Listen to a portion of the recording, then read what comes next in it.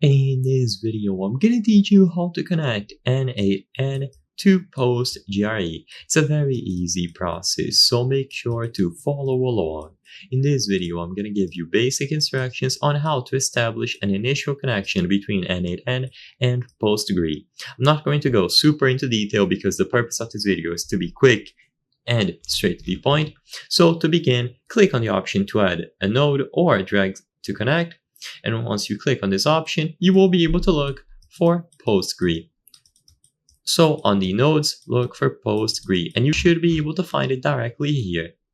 Once you select PostGRE, you will be able to choose the specific action that you wish to command from this list.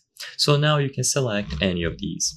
By choosing any of these actions, you will be able to double check it under the parameters. So here, you will be able to connect using your credentials. So you can tap on this option here to manage the connection itself, and then of course the operation. And it's as simple as connecting your account from this page. Once you have that connected, you will then be able to choose from any of the operations here. You can head over into the settings to change how it is going to operate, but overall it is very intuitive, simple to use. Like I said before, I apologize for not going too much into detail. However, for a video of this length, I cannot show you everything that is to know about this connection. You can of course add multiple nodes here and all of them pointing to PostGRE actions, or you can add different nodes and then configure them however you prefer.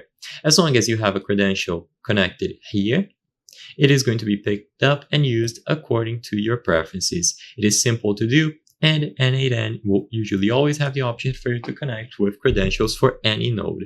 I hope I was able to help you on how to connect N8N to PostGRE. If this video helped you, please be sure to leave a like and subscribe for more very easy tips. Thank you for watching.